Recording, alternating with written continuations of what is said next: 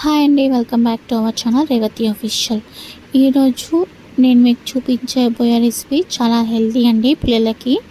పిల్లలకైనా పెద్దలకైనా. సో ఈ recipe try చేయండి, చాలా బాగుంటుంది. దానికన్నా ముందు నా ఛానల్ని ఎవరైనా ఫస్ట్ టైం చూస్తున్నట్లయితే నా ఛానల్ సబ్స్క్రైబ్ చేసుకోండి.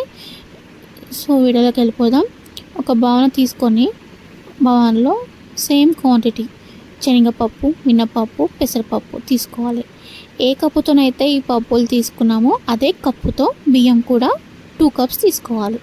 తీసుకున్న తర్వాత బాగా కడిగేసి ఓవర్ నైట్ అయినా నానబెట్టుకోవచ్చు, లేదా మధ్యాహ్నం మనం లంచ్ చేస్తాం కదా ఆ తర్వాత కూడా నానబెట్టుకొని మనం నైట్ పడుకునే ముందు గ్రైండ్ చేసుకుంటే సరిపోతుంది. చూడండి ఎంత కరెక్ట్గా ఈవెన్గా నానిపోయాయో.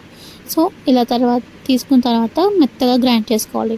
మనం దోశ బ్యాటర్ ఎలా గ్రైండ్ చేసుకుంటామో సేమ్ అదే విధంగా గ్రైండ్ చేసుకోవాలి. చూడండి ఎంత స్మూత్గా గ్రైండ్ అయిందో.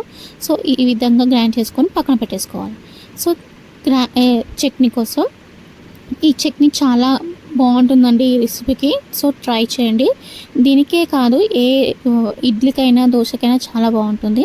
ఒక కడాయి పెట్టేసి అందులో కొంచెం ఆయిల్ వేసిన తర్వాత మినపప్పు, ధనియాలు, మనం కట్ చేసి పెట్టుకున్న ఆనియన్, ఎండుమిర్చి.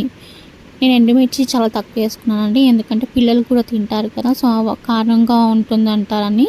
సో నేను తక్కువ వేసుకున్నాను. మీరు ఎక్కువ తినేవారు ఉంటే ఎక్కువ వేసుకోవచ్చు. ఇవి కొంచెం వేగిన తర్వాత టమాటా కొంచెం వేగిన తర్వాత అందులో ఎల్లుల్లిపాయలు, కొత్తిమీర, పచ్చిమిర్చి వేసేసి బాగా ఉడికించుకోవాలి. ఉడికిన తర్వాత గ్రైండ్ చేసేసుకొని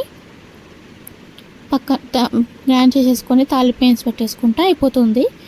సో తర్వాత బ్యాటర్ బాగా ఉప్పేసి కలిపిన తర్వాత ఇలా పెంక బాగా వేడైన తర్వాత మనం ఇదైతే వేసుకోవాలి. మనం సేమ్ దోశలు ఎలా వేసుకుంటామో ఆ విధంగా వేసేసుకుంటే సరిపోతుంది.